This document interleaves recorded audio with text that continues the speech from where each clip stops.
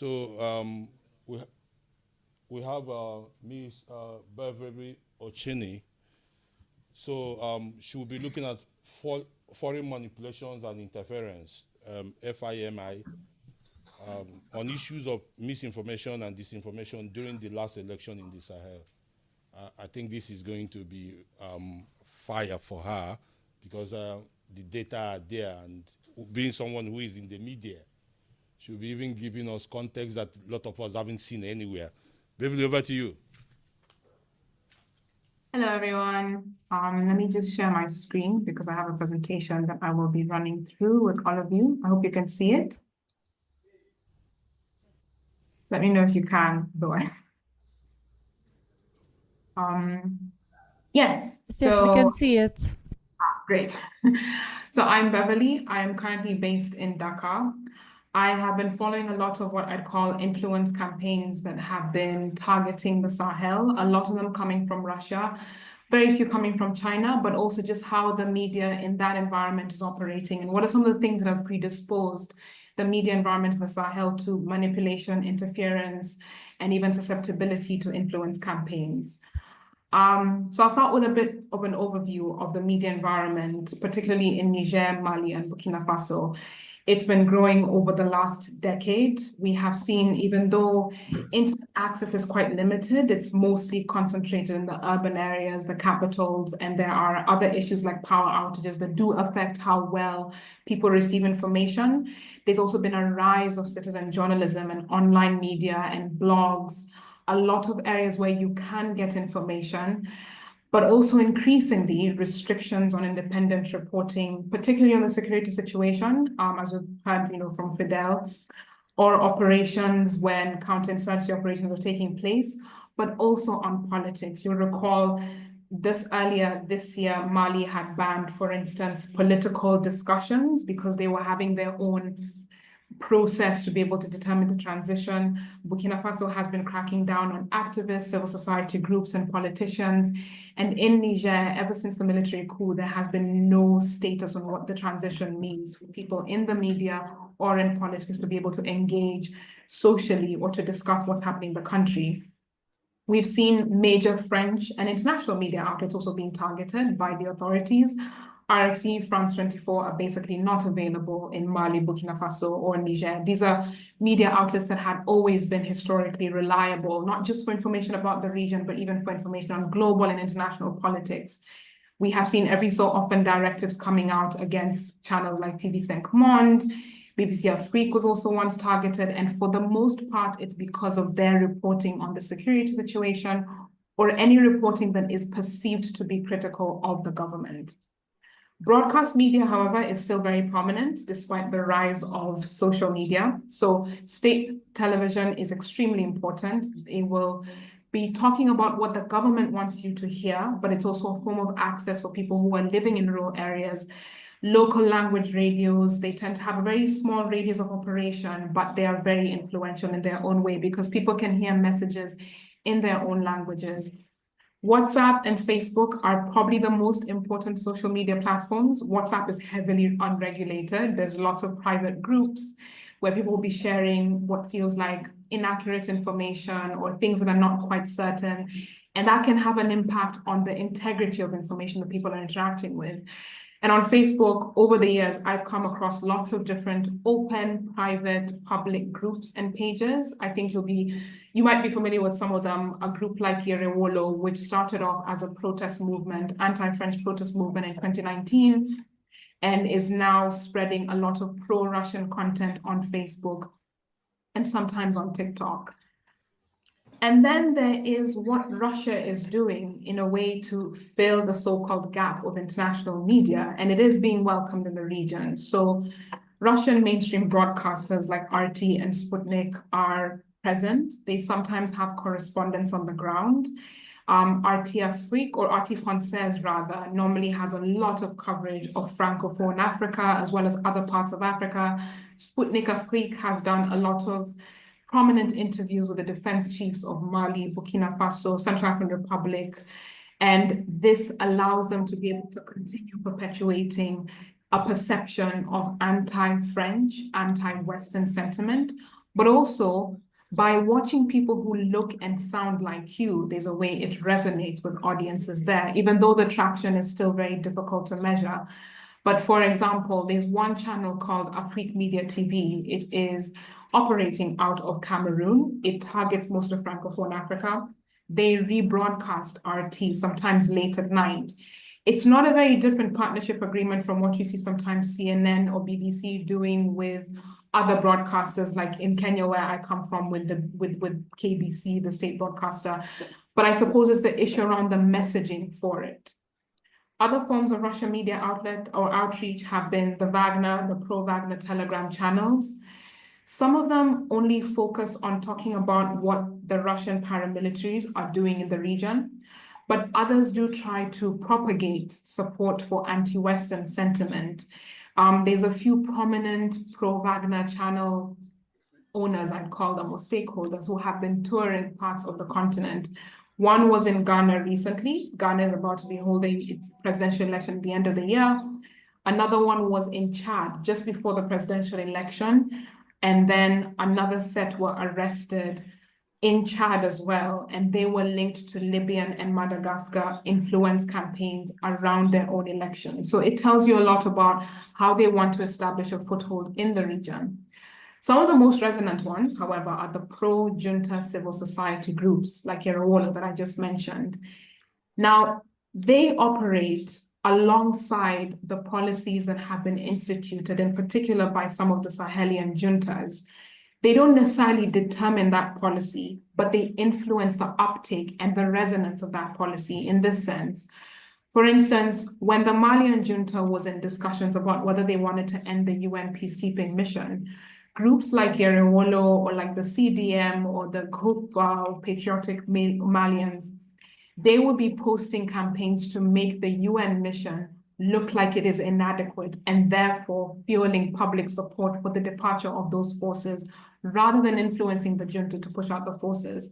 So it works the other way around, and it creates the impression that a lot of people are broadly in support of it because their voices are certainly louder than those of critics of the junta. And then as of mid last month, the Russian state communication agency, they signed an agreement with what is now known as the Alliance of Sahel States, Mali, Burkina Faso, Niger, to be able to support them with developing communication, media, and satellite technology, which, you know, it feels like it's a long way away from being fully developed, but it does tell you a lot about the kind of level of information control there's likely to be and how much Russia has a hand in that. And of course, in addition to that, they will be fueling anti-French and anti-Western sentiment. So now looking closely at what RT and Sputnik are doing, as I mentioned, they are a mouthpiece, official mouthpiece of what the Russian official line is, whether it's on the conflict in Ukraine, its involvement in other EU countries, its involvement on the continent. It will prominently give interviews and coverage to Sahel officials. I think this is where the Burkinabe defense chief, who is also the uncle of the junta leader, he announced what plans they have with working with Russia and defense in the future. It's a place where the Burkinabe prime minister has also been interviewed, the Malian foreign affairs minister, and it is a place where they're able to amplify what their cooperation with Russia looks like, but also on a global stage, why their relationship with countries like France or the US have been tense.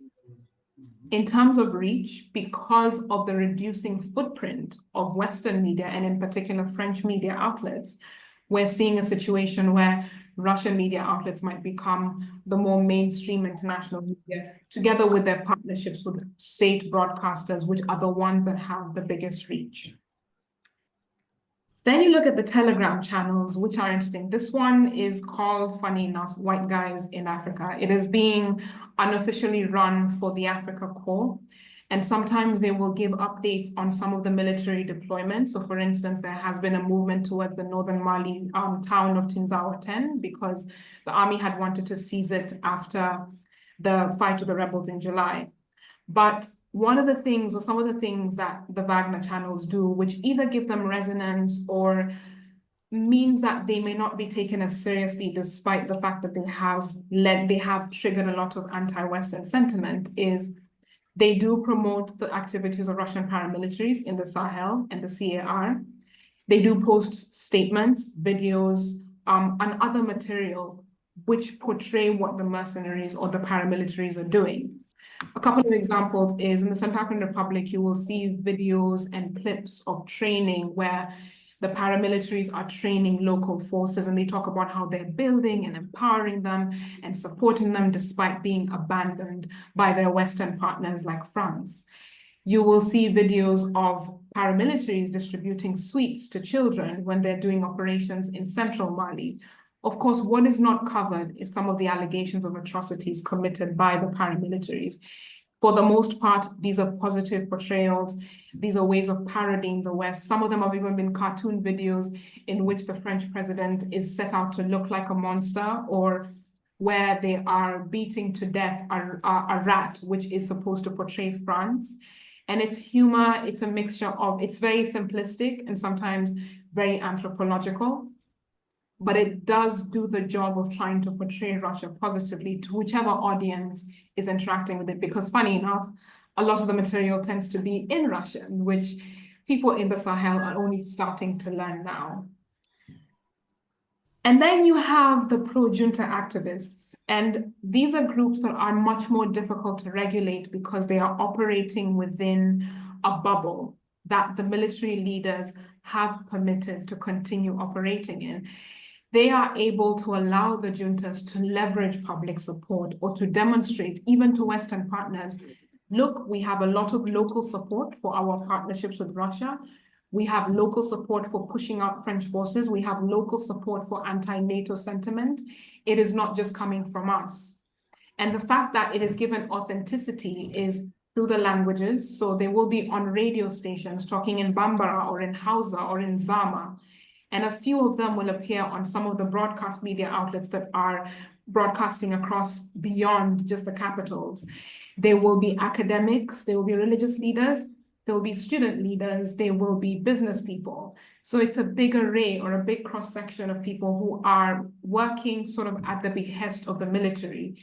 And part of it is, of course, because in the event that the military governments of the Sahel do decide to either have civilians as part of the government, this is the kind of pool of people they're likely to draw from to be able to continue perpetuating policies that not only assert their rule, but also propagate anti-Western perspectives.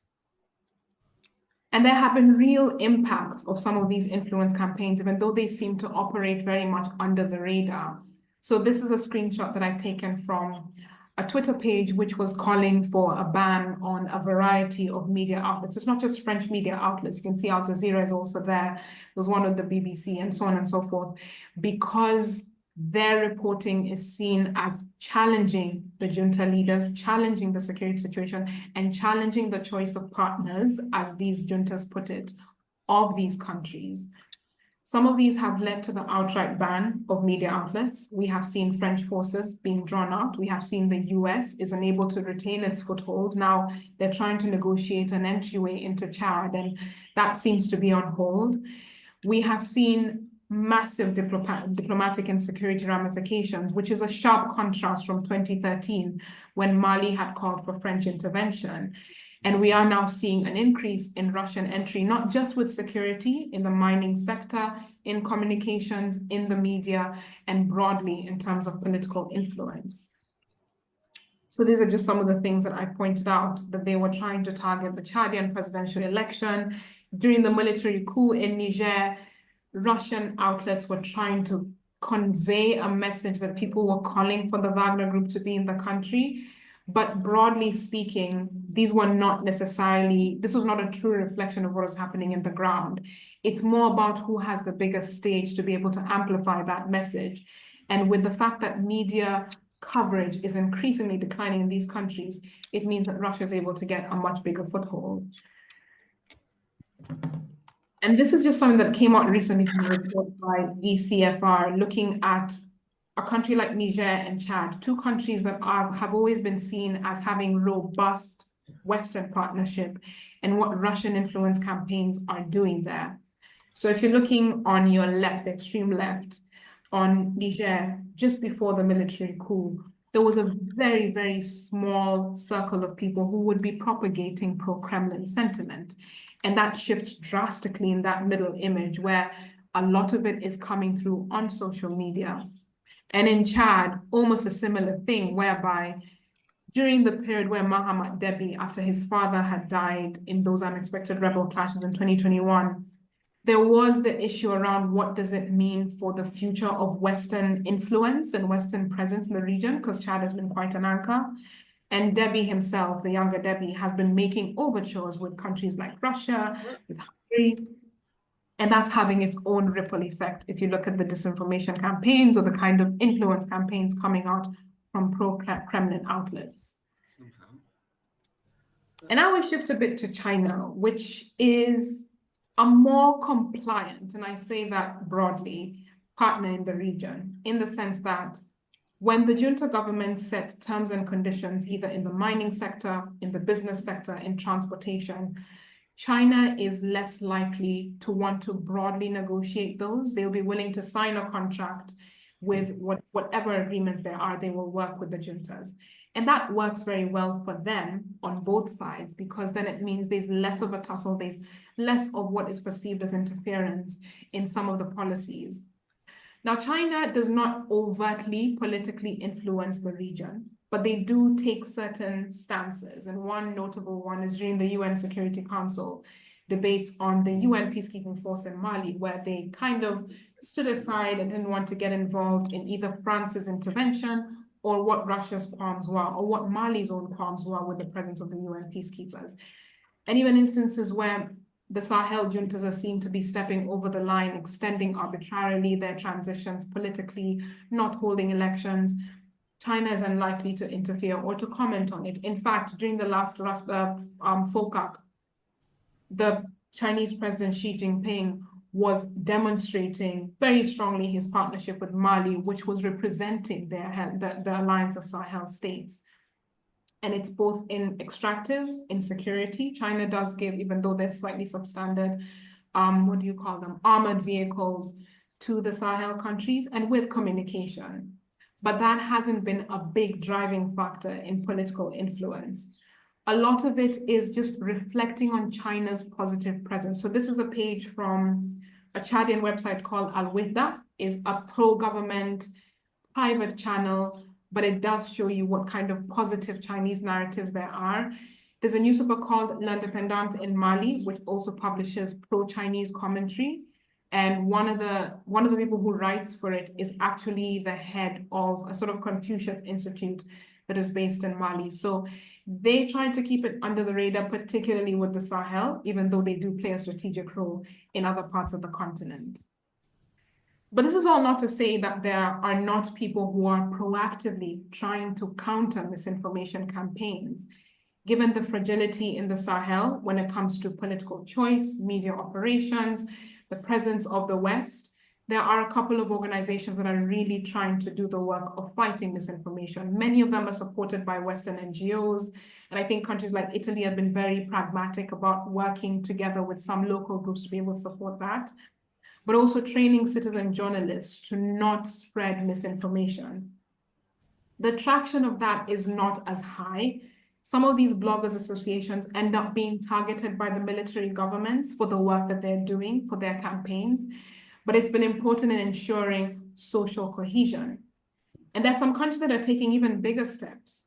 Côte d'Ivoire has been increasingly targeted in pro-Russian, anti-French campaigns because Côte d'Ivoire is as a very strong Western ally. And what they have done, at least right before the US election, and everything is appended by that, is they have come to an agreement with the US that they will work together to fight misinformation, not just against Côte d'Ivoire, but within the region. The finer point of that is yet to be seen, but I think it does demonstrate that it is possible for Western partnerships to not just focus on military and other strategies, but also on what misinformation can do in undermining that presence and who are the friendly partners they can work with. So Côte d'Ivoire, Benin are strong examples of that. And I suppose sort of in conclusion, before questions, we can see that, broadly speaking, the susceptibility to influence campaigns, which would potentially target the media, political process such as elections, open governance, are also tied to the lack of freedom in those sections. If there's no political freedom or political goodwill from the military government, it's very difficult for you to be able to then counter those campaigns. Influencers play a role in amplifying rather than fomenting the sentiment.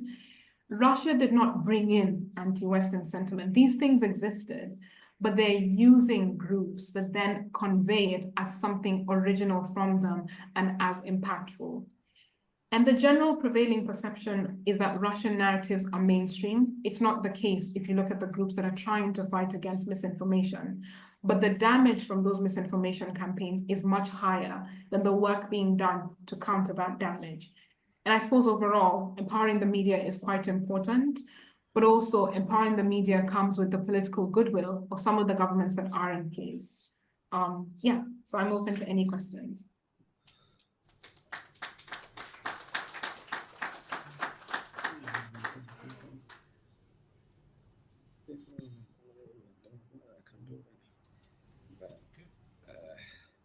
Thank you, Beverly. We are going to throw it to the floor now. People are going to ask you questions, and we expect you to provide answers or some answers to the questions, as much as you can. Okay.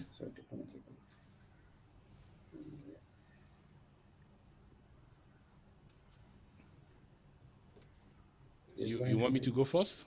All right, thank you.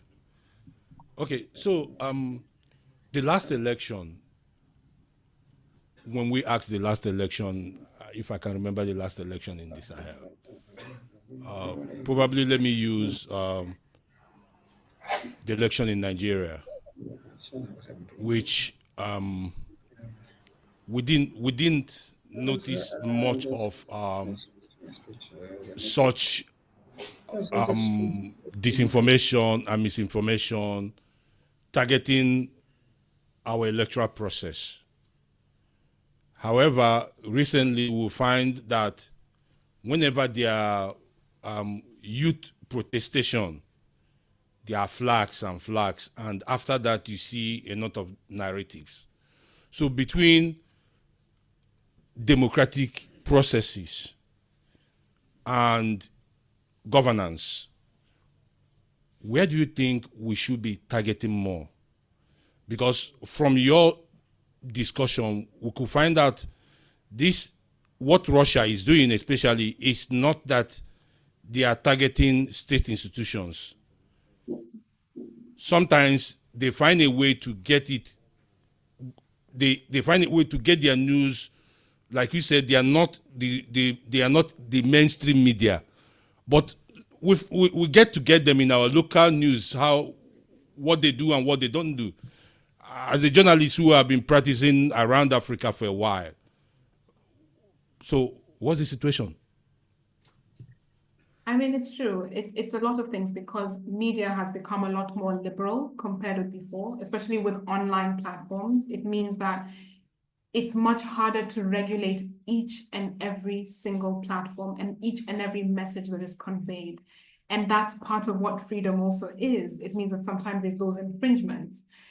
But there's also inroads through which media can remain professional and cannot be undermined, which is ironic because RT recently announced that they are planning to train African journalists to be able to share truthful, accurate, and impactful information. So they are working to challenge even what Western media has traditionally been doing for a long time. I mean, I worked at the BBC where organizations like Media Action within the BBC were working to empower local journalists to ensure that they were working with freedom of information and understanding of what it means to convey the accurate story, the right narratives, but that's hard to regulate. Now, governments would probably need to be more engaged in such training initiatives and what kind of impact it's having on the professionalism of journalists. If an advert by RT is being shared in Nigeria, for instance, I suppose the government would have to be wary about the fact that RT has a particular type of reputation. You do not want to encourage Nigerian journalists from participating in an otherwise what might turn out to be an incendiary campaign. They would also argue that you are infringing on their right to take part in what looks like a professional media training. So governments find themselves in a bind. The honest thing is, by being able to ensure there are still accurate outlets operating, even if it's outside of the countries that are specifically targeting French media or British media or American media, ensuring open access to information, ensuring that media training and literacy from a very young age is robust so people know what they're interacting with. Because media literacy is extremely important. It's not part of many curriculums in schools, for instance. So people will come out, you have a smartphone, you can share on WhatsApp, but are you aware of what you're sharing? Are you aware of the impact of that? It's simple things like that which go a long way. And it takes years, of course, for those adjustments. But at the same time, the speed with which media is moving means that countries have to be more agile about how to better embed media training, awareness, and expertise from very early on, so people are not susceptible to disinformation or influence or just inaccurate information, broadly speaking. Okay, before I pass to the audience, I'm going to ask you a very direct question, and I want you to be very frank. In the last 5 years, do you think that the support media practitioners, journalists, and so on are getting from Western, like the Western training they are getting, do you think is enough? The training is good, but the biggest gap has been the fact that a lot of those journalists do not get to be the ones telling the story. So it does lead to a level of disgruntlement. So when you see another journalist on RT or on Sputnik or in any other outlet, could be a Chinese outlet, for you, it tells you that that's the place to get the news. So it's also about centering the people in their own stories. That tends to be a really important buy-in for people who are watching that information and their ability to believe and connect with it. So obviously you're saying that if we get more training coming from the Western countries to start countering this narrative is going to help to start checking what we're finding. It could have a big impact as long as it's including those journalists. Yes. Thank you.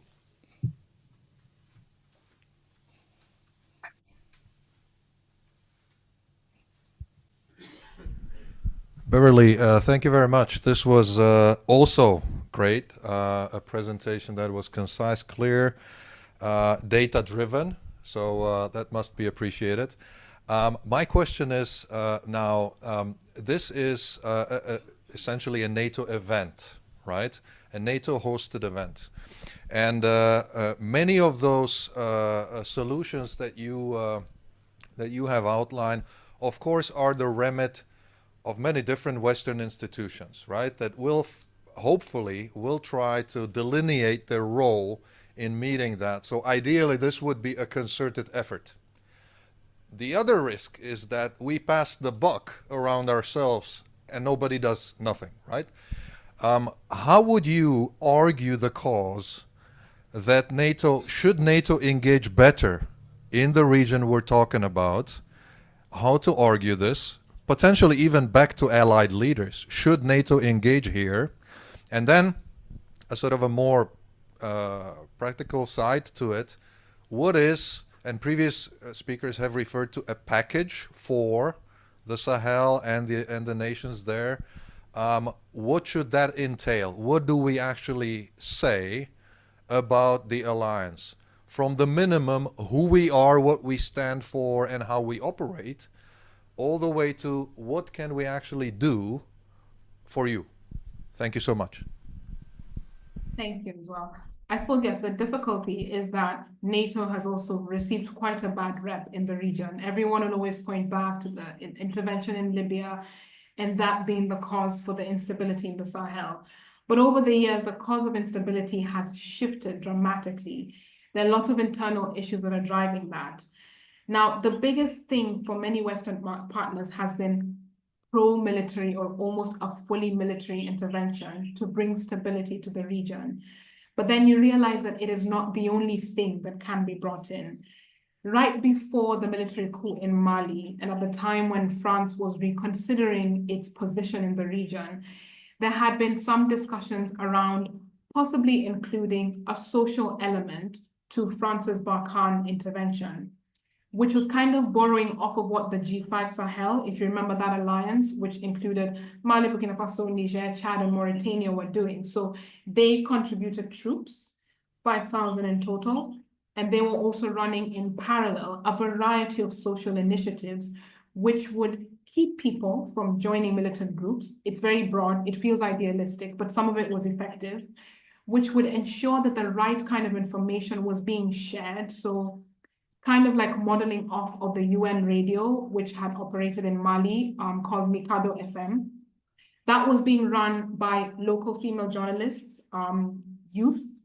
That was also propagating certain initiatives that were being driven largely by the UN. And of course, NATO may operate differently, but these offer models through which to socially re-engage and to win back populations. It'll be a long way away from that, because as long as the hostility is coming from the military governments themselves, it's difficult to engage. But it's possible for an entryway through friendlier partners that is not too obvious, because we've seen that the US trying to have a re-entry in the region is leading to some suspicions, particularly between Cote d'Ivoire and Mali, or Cote d'Ivoire and Burkina Faso. It could be through social, robust packages that are not necessarily about just military aid. Women, children, youth continue to be the most impacted by the conflicts. Bilateral partnerships, like, for instance, some of the work that Italy is doing with the Niger military government to stem migration is one entryway through this, which can be supported by NATO because it is a member state. Or even what Hungary is trying to do by entering Chad. It's seen as a Russian ally, but it's also quite ambivalent, but it might have an impact in bringing some level of buy-in from a former Sahel military chief who has a lot of influence in the region. So working with those kinds of influential networks might be one way of doing it. It's not going to happen immediately, for sure. It will need maybe a shift in the attitudes of the juntas themselves. But in the event of an election, for instance, as Mali is trying to incline itself towards, it could be a room for re-engagement and to work under certain terms that would allow your presence and not antagonize those military leaders. Okay, I think in the absence of no other question, we have to thank you. And that was okay, we have one more. All right. Beverly, just one more question. Oleg Zhrib, JFC Branson. I really liked your point that Russian propaganda actually doesn't invent many new narratives, and it mostly exploits the existing pre-existing ideas like anti-colonialism, which is important point because the Soviet propaganda tried to impose communist ideology while Russians are trying to exploit what Professor Osterguyev calls indigenous, culturally destructive ideas. So we just research what is destructive and amplify it. However, as a cultural advisor, I'm interested in how they actually disseminate their narratives. Sahel region has a variety of different languages and cultures. The Wagner social media account that you displayed briefly was actually in Russian language. It had 62,000 subscribers. The title of the account was very revealing. It says in Russian, "White Man in Africa." So clearly, the target audience for that account was not African population. It was targeting probably population in Russia. So how do we disseminate the product? How do we translate it? Do we translate it with local proxies? Do we use local media partners? And what can we learn from their success?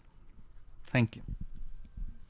Yeah, it's just as you pointed out, they're using local media proxies and partners to do that. So some of the localized groups like Yerewolo has two very militant leaders. They're very pro-Russian. They go on Bambara language radios and they talk about why Russia is good for the country. They praise the military campaign in the north. They praise the military leadership. In fact, right before the Wagner group arrived in Mali, one of them had famously said on radio that they will defeat the militants in 6 months. Well, now it's about 3 years since they arrived and we haven't seen that happening. But the buy-in comes from that resonance, that local language resonance. Now, how they are paid is obviously, that's been covered quite a lot by French media.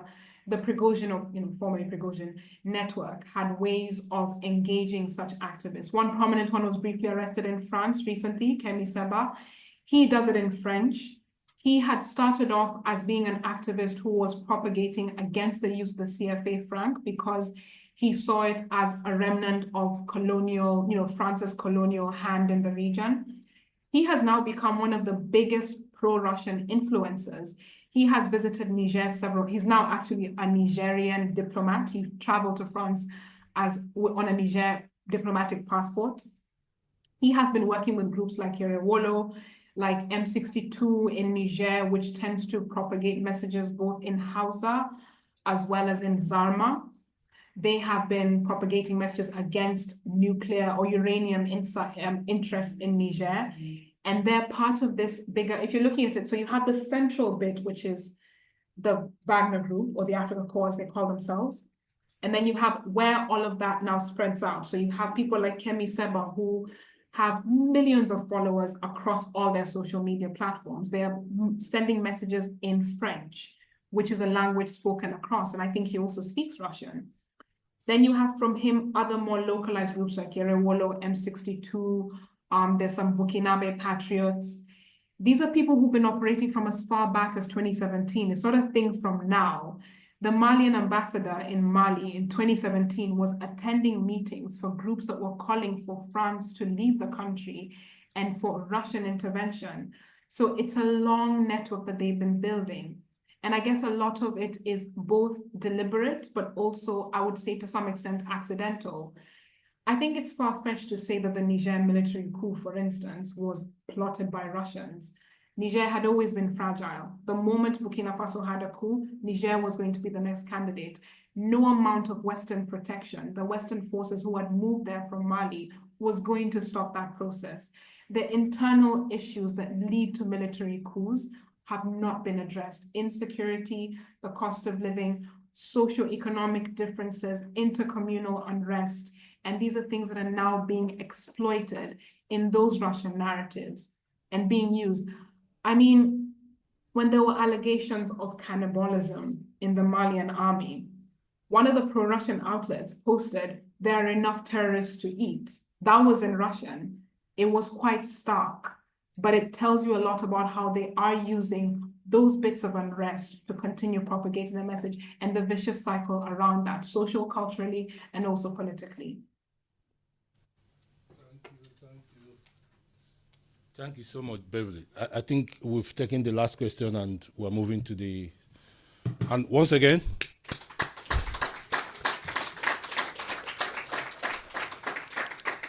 that was quite engaging.